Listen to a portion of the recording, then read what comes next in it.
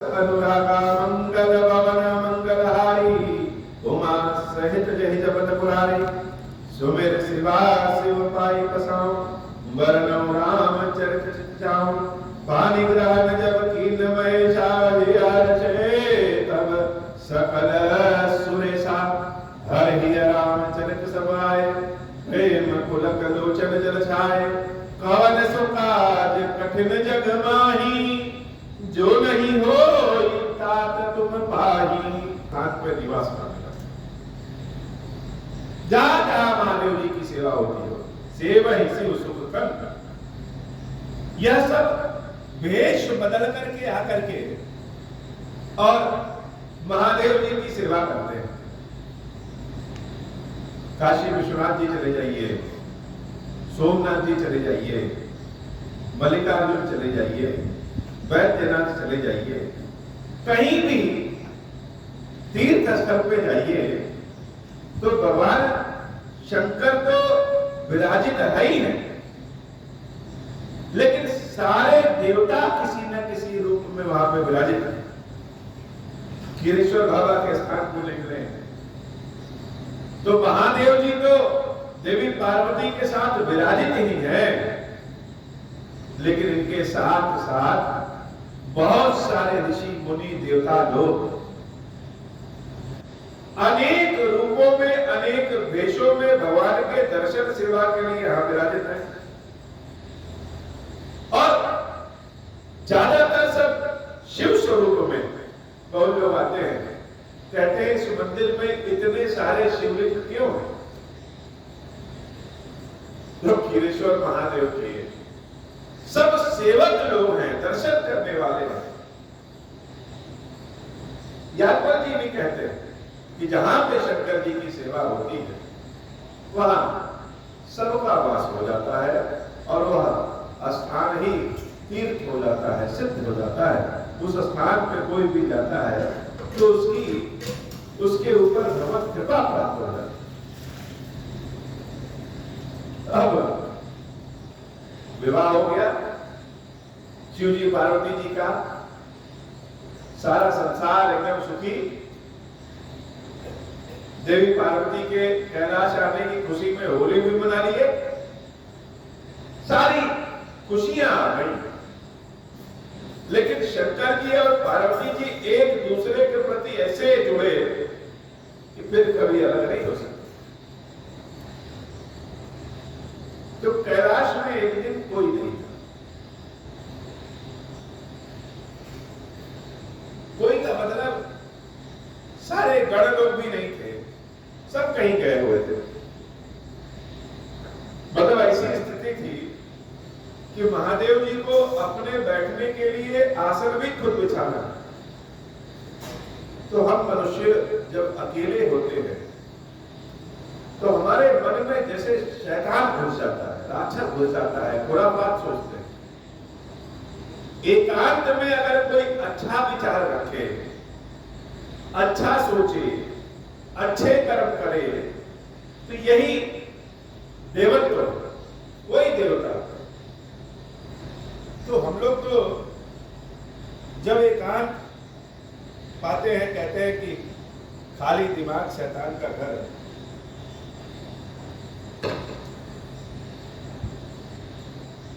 जब एकांत पाते हैं तो मन में शैतानी विचार आ जाते हैं। लेकिन भगवान शंकर जब एकांत में है तो उनके विचार कैसे? शिव जी एक वृक्ष के नीचे गए और उस वृक्ष के नीचे बड़ी सुंदर हवा चल रही, शीतल मंद सुगंधित हवा। जैसे मौसम बहुत अच्छा होता है तो बाहर जाकर के पेड़ के नीचे कहीं बैठ जाइए तो बड़ा आनंद आता है। पहाड़ों में कभी घूमने जाइए तो पहाड़ों में लोग क्यों घूमने जाते हैं? अच्छे जलवायु के लिए, अच्छे दृश्य के लिए। तो बड़ा ही सुंदर मौसम था। अब जब सुंदर मौसम होता है तो लोग सोचते हैं कि लाओ कुछ खाने पीने के लिए मिल जाए, अपने किसी प्रिय के साथ बैठे। शंकर जी का मन भगवान के चिंतन में खो जाता है। तो शिव जी गए और वृक्ष के नीचे अपने हाथ से निज कर दास बना कर कुशाला बागंबर बिछाए और बैठे सहज ही शंभु कृपाला। बड़े सहज भाव से भगवान शंकर जैसे संसार पे कृपा करने के लिए बैठे कैसे? वृक्षाला बागंबर बिछा करके और अपने पैर को, एक पैर को दूसरे पैर पे चढ़ा करके, जैसे सुखासन या पद्मासन जो भी कहें, उस आसन में भगवान शंकर बैठे और हवा इतनी अच्छी, मौसम इतना बढ़िया, मन में प्रसन्नता, किसी तरह की कोई चिंता नहीं, किसी तरह की कोई कमी नहीं। देवी पार्वती जब कैलाश में आती हैं, भगवान शंकर के जीवन में आती हैं, तो जैसे सारी चिंता ही समाप्त हो गई। तो कभी कभार जब कार्य पूर्ण हो जाए, किसी तरह का कोई चिंता न हो, तो खुली हवा में बैठिए, बड़ा आनंद आता है। शंकर जी बैठे और जब व्यक्ति प्रसन्न रहता है, चिंता मुक्त रहता है, और सबसे बड़ी बात अपने प्रिय के साथ रहता है, अपने प्रिय के साथ अगर है तो चेहरे पे वैसे ही चमक आ जाए। भगवान शंकर का शरीर इतना सुंदर लग रहा है कि कुंद इंदु कर गौर शरीरा, कुंद के पुष्प के समान, इंदु अर्थात चंद्रमा के समान शरीर एकदम गौर है, गोरा है। और सिर्फ गोरा ही नहीं है शरीर, जैसे आज सारे संसार पे महादेव कृपा ही कर देंगे, ऐसा उज्जवल वर्ण भी है, भाव भी है। तो गौरीपति गौर वर्ण में बैठे, भुज प्रलंब परिधन मुनि चीरा, शरीर तो शंख के समान सुंदर है, गोरा है, भुजाएं बड़ी लंबी है, और वस्त्र मुनियों, जटा है, बलकल वस्त्र है, तो बड़ी ही अनुपम शोभा, बड़े सुंदर लग रहे हैं भगवान शंकर। शिव जी तो सदैव सुंदर है, लेकिन आज आनंद स्वरूप में, सच्चिदानंद स्वरूप में, चिदानंद स्वरूप में शिव जी विराजित। जब शंकर जी बैठे तो देवी पार्वती की दृष्टि भगवान शंकर पर पड़ी। एक झरोखे से शिव जी को देवी पार्वती देख रही है। सोचिए, विचार करिए, राम कथा सुनने का असली आनंद तब है जब हम राम कथा को अपने हृदय में समाहित कर ले। सोचिए कि हम राम कथा के भाग हैं, तो शिव पार्वती तो नहीं हो सकते, लेकिन अपने हृदय में शिव पार्वती को बिठा करके कैलाश जरूर बना सकते। तो स्वयं पे विचार करना, दूसरों पे नहीं विचार करना। कथा का रस है कि हम स्वयं पे विचार करें। हमारा शरीर ही साधन है, साधक है, साध है, और हमारे शरीर में ही ईश्वर का वास है। तो जरा विचार करिए, आंखें बंद कर लीजिए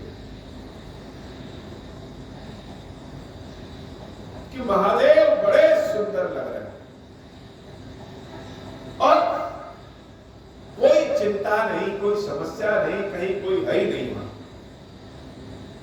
बहुत दिनों के बाद किसी अपने प्रिय से बहुत दिनों के बाद मिली है, तो लगता है यह समय कभी समाप्त ही न हो। पार्वती और शंकर मिले हैं। देवी पार्वती झरोखे से भगवान शंकर को देख रही थी। अरे आज तो महादेव बड़े अलौकिक लग रहे हैं। और जटाओं को देखते देखते महादेवी की दृष्टि महादेव के चरणों पे पड़ गई। और चरण महादेव कैसे है? तरुण अरुण अंबुज सम चरना। कभी कभी अपने पांव को जब आप धुल करके आइए, जो लोग थोड़े से गौर बढ़ के हो, तो पांव जब धुल करके आइए तो पांव कैसा होगा? पांव का तलवा गुलाबी रंग का, लाल एकदम सुंदर हो जाता। अगर किसी की विवाह नहीं पड़ी है तो। या बच्चों के पांव को देखिए, जो बच्चे छोटे हैं, साल 2 साल के हैं, उनके पैरों को धुल दीजिए और उनके पांव के चरणों को, तलवे को देखिए तो एकदम गुलाबी गुलाबी सुंदर लगेगा। शिव जी के चरण जो है वह लाल रंग के कमल के समान सुंदर लग रहा है। पार्वती जी की दृष्टि भगवान के चरणों पर पड़ गई।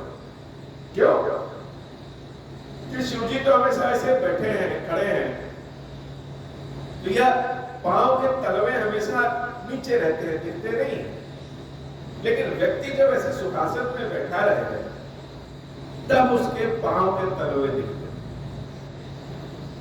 भगवान शंकर के चरणों को जब गौरा झरोखे से देख रही है, दृष्टि शंकर जी के चरणों पर पड़ी, तो तरुण अरुण एकदम ताजे ताजे अरुण अर्थात लाल अंबुज कमल के समान समचरण।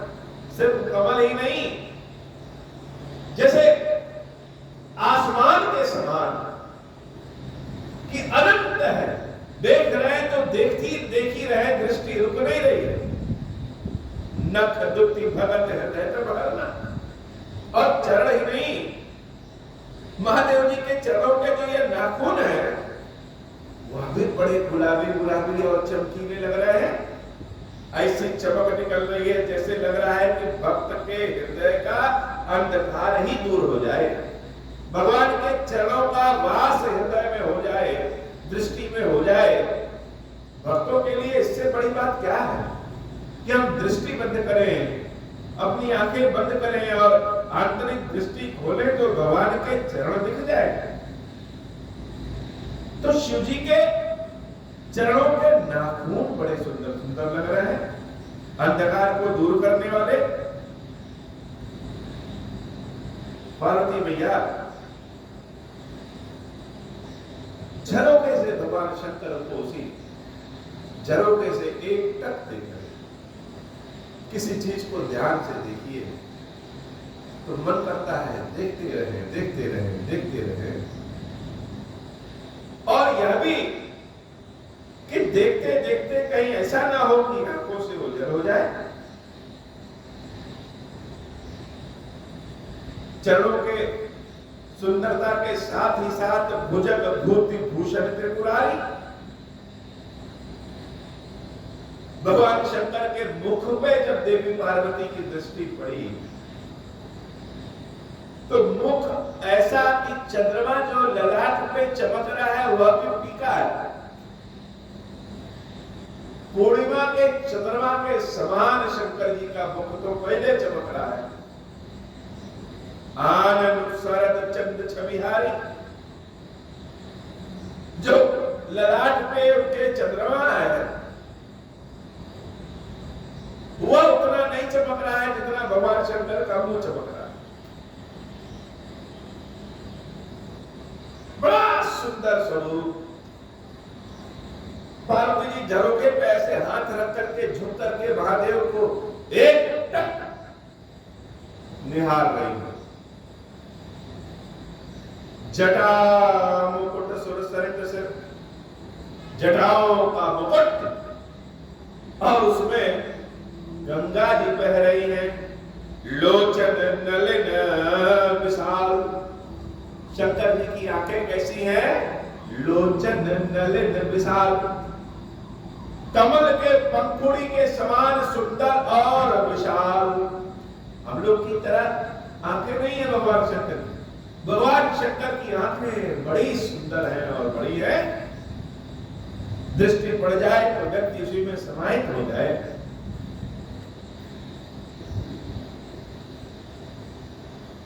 इतना सुंदर नीलकंठ, कंठ उनका नीला, और सबसे बड़ी बात क्या है? लावण्य निधि, लावण्यता की निधि। जैसे सामने बहुत अच्छी अच्छी मिठाई रखी हो और कोई यह उपदेश दे कि मिठाई उठाई सब मोह माया है, इससे दूर रहना चाहिए, योगियों को कम खाना चाहिए, कम स्वाद लेना चाहिए। यह तो बात सुनने में बड़ा अच्छा लगता है।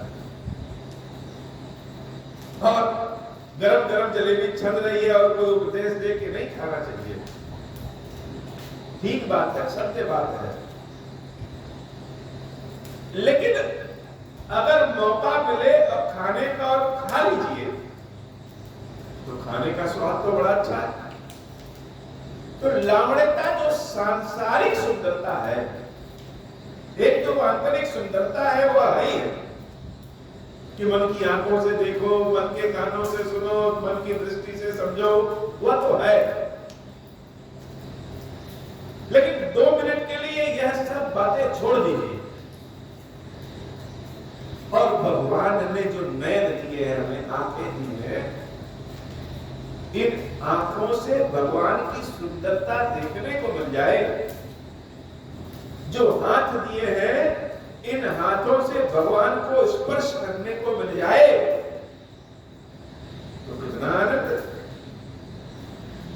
तो शंकर जी आंतरिक रूप से भी सुंदर है और बाह्य रूप से लावण्यता की निधि।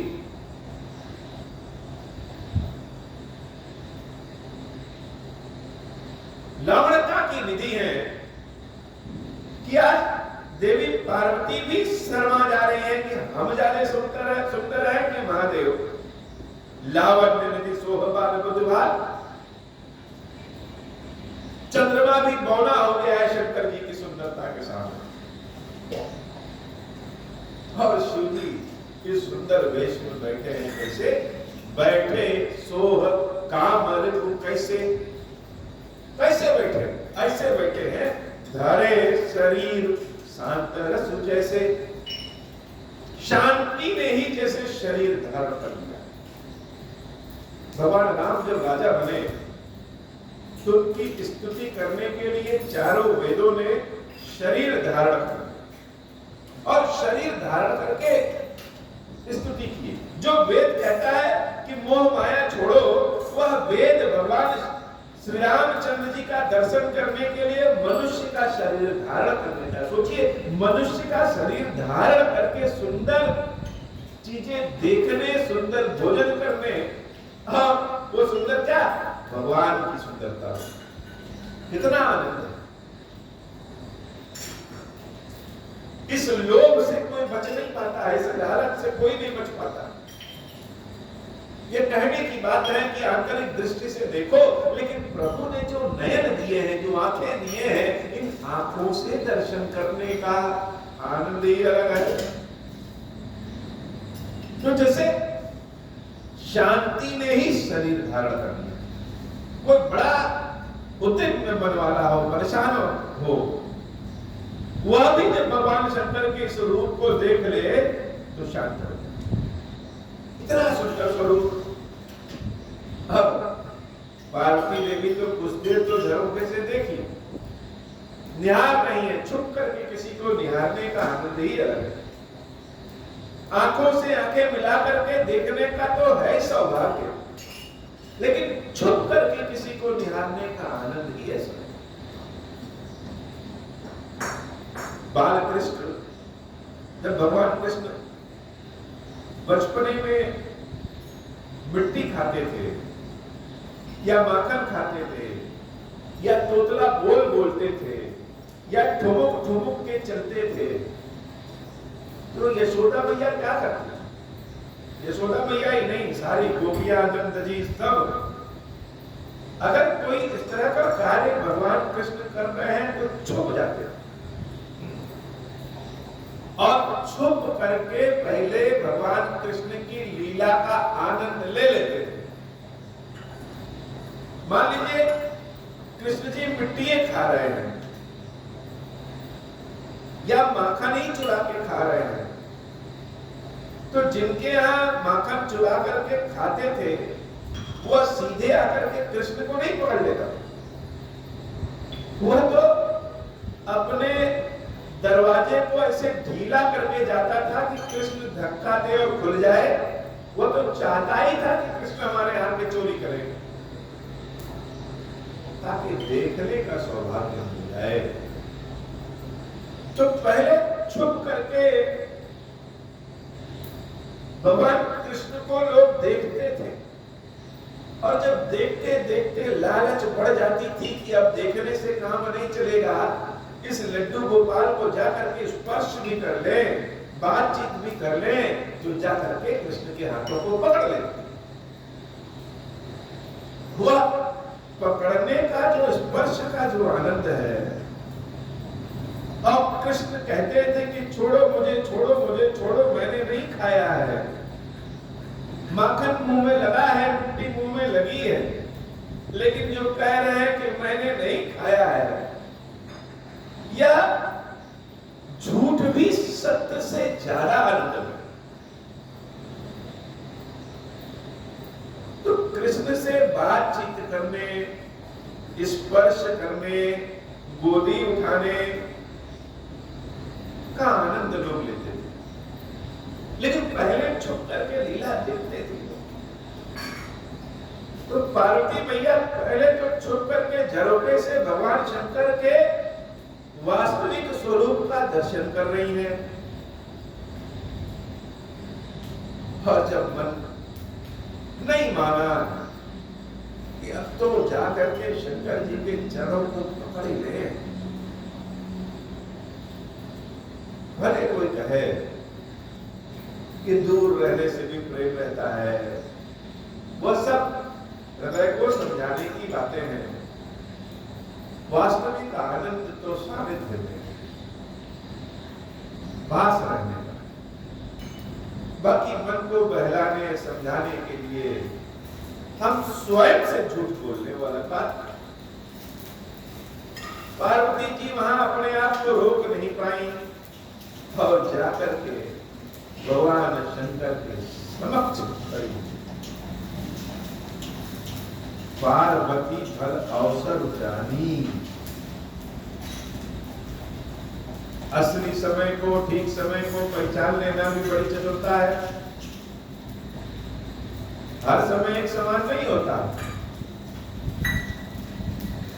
तो जैसे अभी बरसात हो रही है, बढ़िया हवा चल रही है, मौसम बहुत अच्छा है, पसीना नहीं चूह रहा है, आनंद से भगवान खीरेश्वर बाबा के बगल में बैठ करके उनको कथा सुना रहे हैं, और बाबा सुन रहे हैं, भवानी सुन रही है। तो यह अवसर बड़ा सुंदर है। अभी इसी की जगह बहुत गर्मी होती, पसीना होता, टप टप छूटा, तो कथा सुनाने में उतना आनंद नहीं आता जितना आनंद सुंदर अवसर पे है, और प्रसंग भी बड़ा सुंदर। तो जो अवसर को पहचान ले तो वही चतुर है। भवानी अवसर को जान गई कि पार्वती भर अवसर जानी, गई सब पहली बात। भवानी देवी पार्वती ने सुंदर अवसर को पहचाना, और भगवान शंकर की प्रिया जान करके भगवान शंकर के पास जा रही है। लेकिन झरोखे से शिव जी तक पहुंचने के बीच में वह प्रिया पार्वती मातृ भवानी के रूप में परिवर्तित हो गई। गई तो शंकर जी के पास प्रिया बनकर के, लेकिन जब भगवान शंकर के पास पहुंची तो पार्वती मैया तो जगदम्बा है, और माताएं जब बच्चों के पिता के पास पहुंचती हैं तो उनके मन में एक ही विचार रहता है कि संतान को सुख मिले। भवानी इस समस्त संसार की माता बनके भगवान शंकर के पास पहुंच गई। वो तो माता बनकर के पहुंची, लेकिन शिव जी जान प्रिया आदर अति। लेकिन शिव जी क्या कर रहे हैं, वह अपनी प्रिया जान करके और आदर किए। भवानी माता बनकर के अपने बच्चों की गई है, ठीक है, लेकिन भगवान शंकर अपनी प्रिया जान करके उनको आदर दे रहे हैं। और जो भवानी सन्मुख बैठ रही थी, उन भवानी को भगवान शंकर ने वाम भाग आसन हृदयना, अपने बाएं भाग में आसन दे दिया हो। वाम भाग में तो अर्धांगिनी का निवास, और भगवान शंकर ने जब पार्वती देवी को बाएं भाग में बिठाया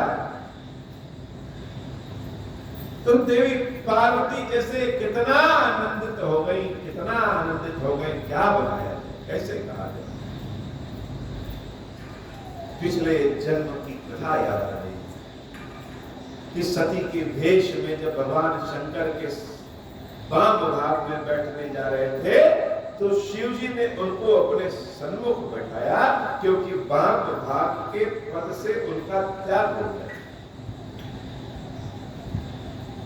सन्मुख से वाम भाग आने में पार्वती को कितने जन्म और कितनी तपस्या करनी पड़ी, और आज जब सन्मुख बैठने आए हैं तो शिव जी ने बिना कहे वाम भाग में बिठा दिया।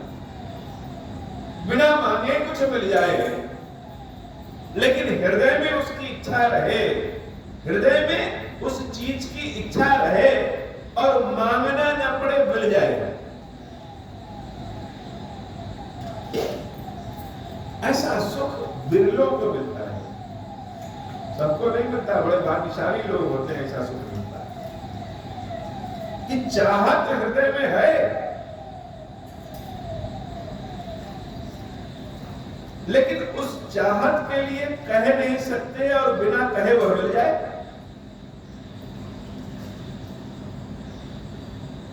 भवानी और शंकर के सन्मुख उनके पास में बैठे हैं, चाहत है कि भवानी शंकर मेरे ऊपर कृपा करें, लेकिन कहें कैसे, अब बिना कहे उनकी कृपा प्राप्त हो जाए तो कितना आनंद। बैठी शिव समीप हर्षाई, पूरब जन्म कथा चित्र। अपनी गलतियों का भी एहसास होता है, भवानी को अपनी गलतियों का भी एहसास हो गया, और यह भी एहसास हो गया कि गलतियों की सजा हमने बहुत भुगत रही। लोग एक जन्म भुगतते हैं, कई जन्म। आज यह जो सुख तो मिला है,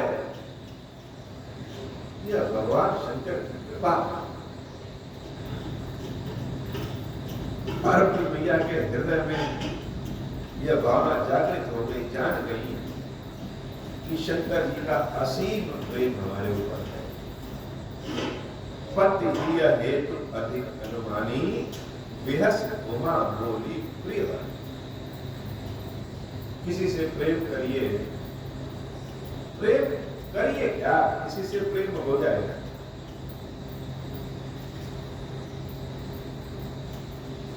तो जिससे प्रेम हो जाए उसका अधिकार बढ़ जाता है।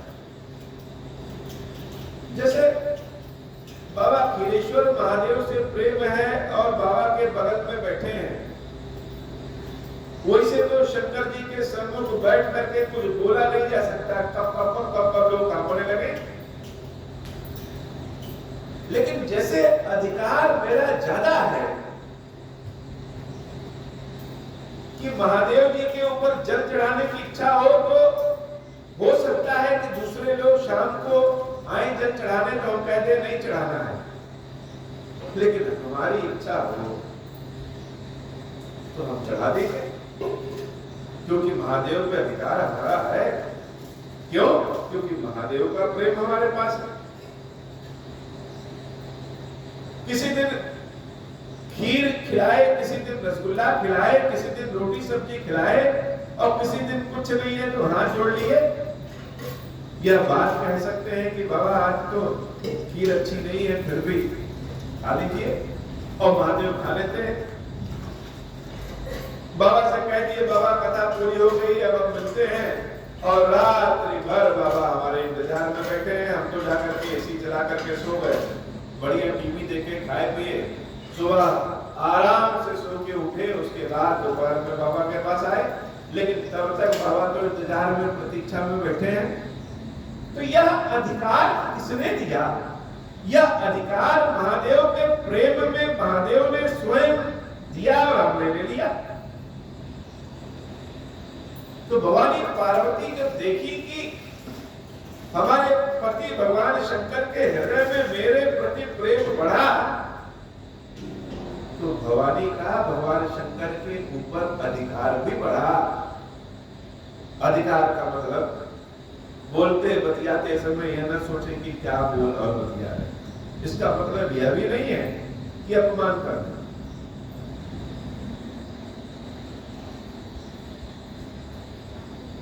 भगवान शंकर से विहसी उमा बोली प्रिय वाली, विहसते हुए आनंद के भाव में अपना अधिकार दिखाते हुए भवानी बड़ी प्रिय वाली बोलती है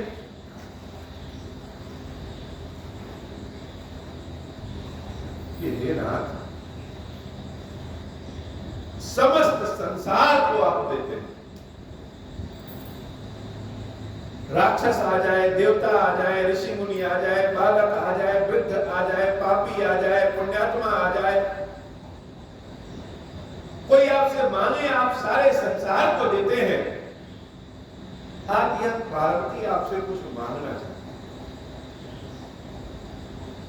शिव जी ने कहा भवानी क्या मांगना चाहती हो, मांगो, क्या चाहिए। तो किसी से कब मांगना है, क्या मांगना है, यह बहुत बड़ी बात है। किसी से वो चीज मांगे जो उसको देने में आनंद आ जाए तो आनंद की बात।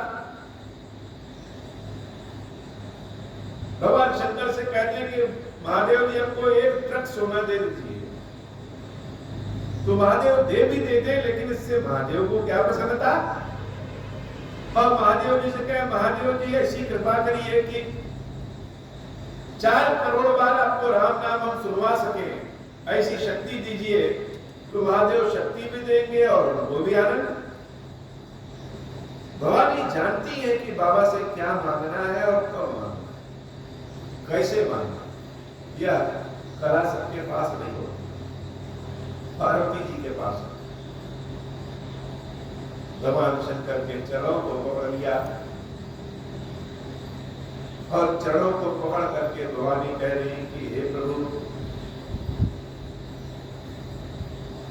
मंगल भवन अमंगल हारी, उमा सहित जेहि जपत पुरारी, कथा जो सकल लोक हितकारी,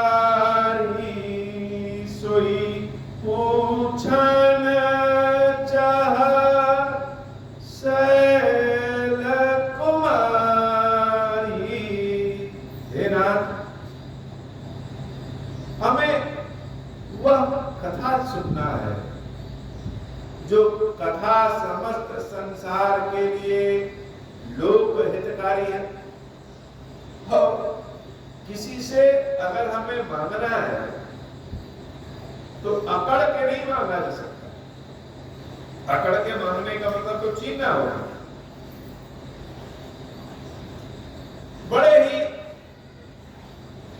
भावना, सुंदर भावना लेकर के झुक करके मांगते समय ऐसा होना चाहिए कि यह चीज हमको मिल जाएगी तो हमारे लिए बड़ा कल्याणकारी है और आपको देने में कुछ भी नहीं जाएगा। किसी के पास 1000 रुपए है और उसमें से कोई अगर कहे कि 1 रुपया दे दो तो कोई फर्क नहीं, और किसी के पास 1 ही रुपया है और वही 1 मांग लो तो बड़ा फर्क। और भगवान शंकर तो अनंत है, उनके पास अनंत है। भवानी ने कहा सोई पूछन चह सैल कुमारी।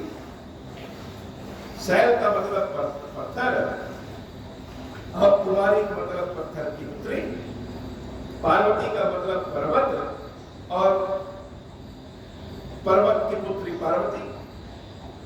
लेकिन भवानी अपने आप को सैल कुमारी कह रही है, अर्थात जैसे पहले ही बता दे रही है कि प्रभु आप कथा सुनाइए हमें, यद्यपि हम मूर्ख हैं। सैल पुत्री का मतलब मूर्ख है, कठोर है, भाव नहीं है हमारे पास। कथा तो भाव वाले सुनते हैं, पात्र व्यक्ति को ही कथा मिलती है, यद्यपि हम पात्र नहीं है। कौन है? सैल कुमारी। पत्थर की पुत्री कैसी होगी? पत्थरे होगी। तो कितने सुंदर भाव में भवानी भगवान शंकर से मांग रही है। यह भवानी का भाव ही रामचरितमानस की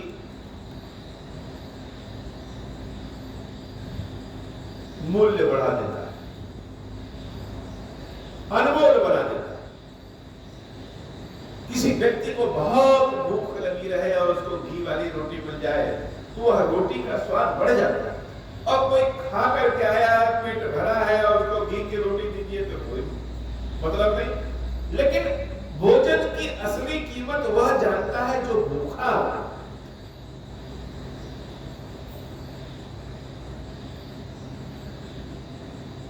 जैसे कोई एक समय का भूखा हो, दूसरे समय कहता है बहुत भूख लगी,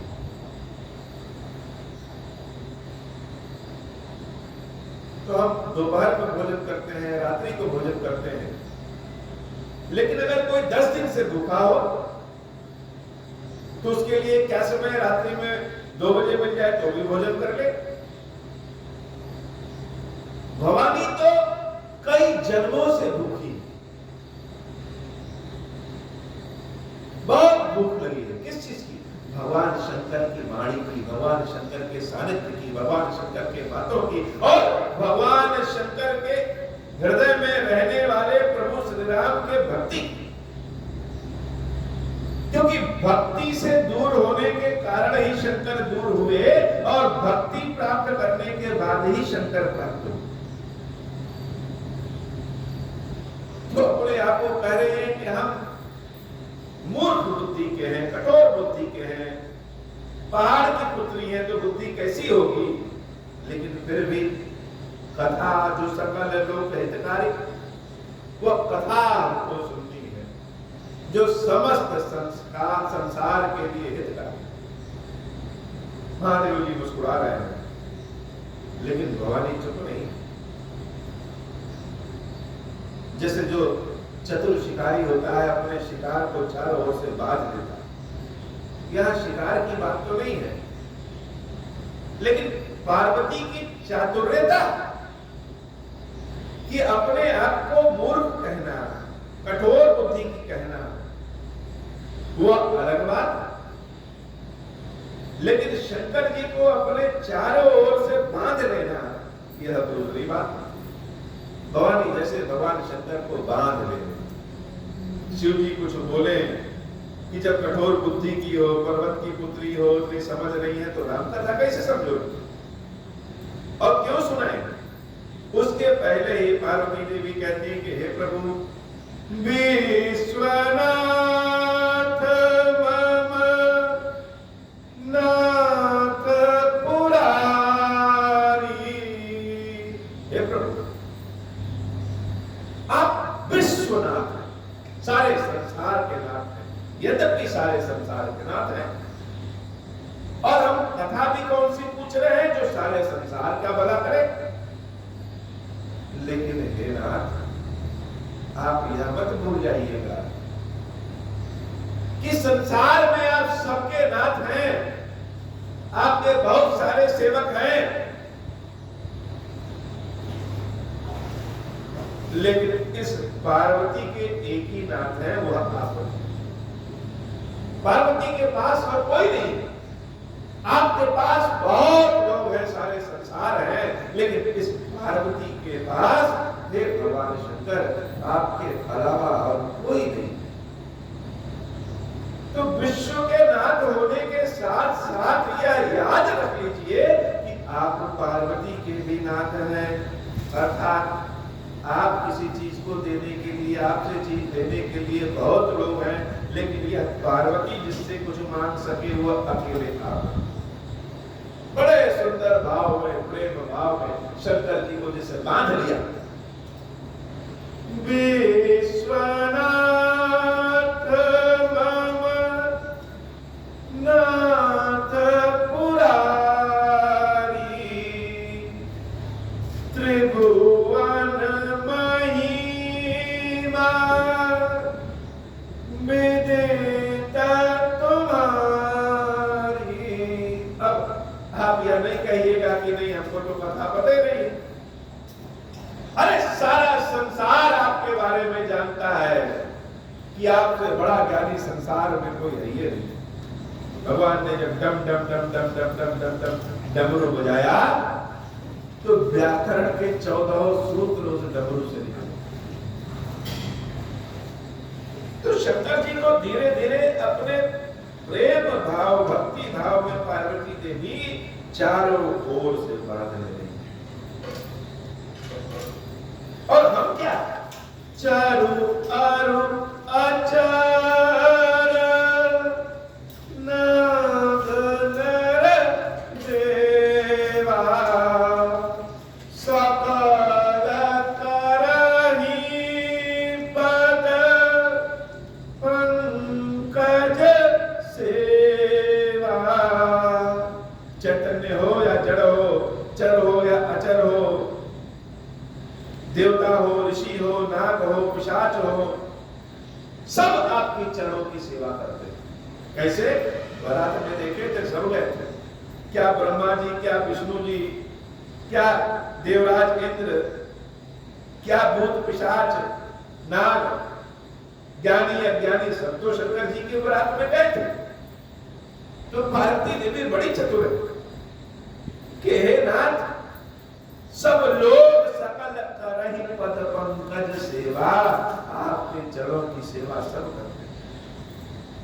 और हे नाथ, प्रभु समर्थ सर्वज्ञ शिव, सकल कला गुण धाम, जोग ज्ञान वैराग्य निधि प्रणत कलप तरुणाम। भगवान शंकर से पार्वती मैया जब कथा के लिए आग्रह करती हैं या प्रकरण या भाव, देवी पार्वती के मुख को सोचिए, भगवान शंकर के मुख को सोचिए तो आनंद में भर जाता है। आज की कथा बाबा जी, श्री खीरेश्वर महादेव जी, खीरेश्वरी मैया जी, हम सब के ऊपर बाबा कृपा करें। अब मोह प्रसन्न प्रभु मोह पर, नाथ दीन परनेहु, निज पद भक्ति देहु प्रभु, बोली दूसर पर देहु।